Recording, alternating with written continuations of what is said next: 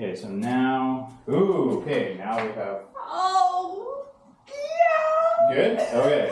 Yeah, that's great. White on black sounds simple, but we're working with shiny, reflective latex. I thought 3 lights would be enough for this shoot. They weren't. This was a session with Jeneya.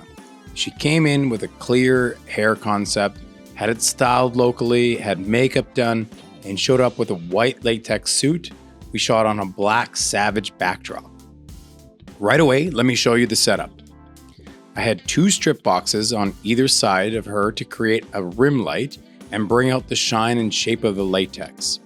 Then I had a softbox with a grid overhead to outline her hair and keep the light controlled from spilling onto the background.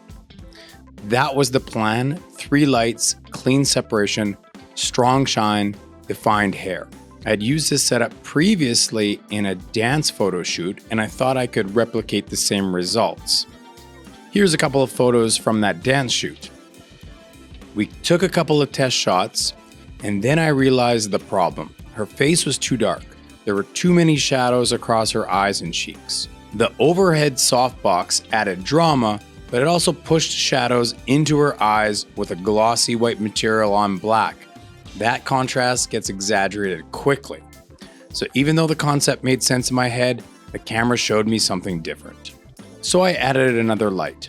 I used another small softbox placed as a key light onto her face. Nothing extreme, just enough to lift the shadows, define her eyes, and bring out her facial structure towards without flattening the rim or killing the shine. As soon as that light came in, everything balanced out. The latex still had edge definition, the hair still separated from the background, but now her face had clarity and presence. One thing that really helped in this shoot was working with Jeneya. She's a strong model and she comes prepared.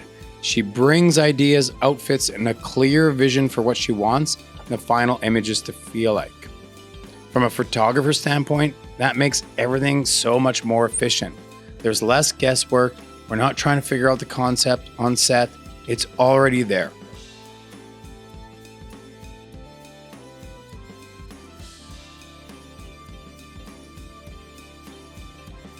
She moves quickly between poses, understanding her angles and adjusts naturally when the lighting changes. Because of that efficiency, we're able to get a lot of usable shots in a very short period of time. Technical lighting absolutely matters, but having a model who is organized and consistent makes the whole process smoother and more productive.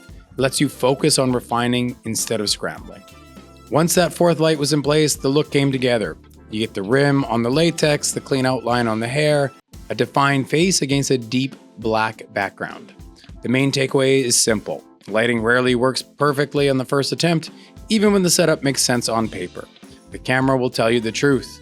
Sometimes the difference between almost there and finished is just one controlled light. If you're new here, my name is Chris Hartman. I'm a Regina, Saskatchewan-based photographer. And this channel is all about what I shoot, how I shoot it, and the growing pains that go along with photography. If you like this video or it helped you in any way, please consider giving it a like and subscribe for more videos. Have yourself a great week.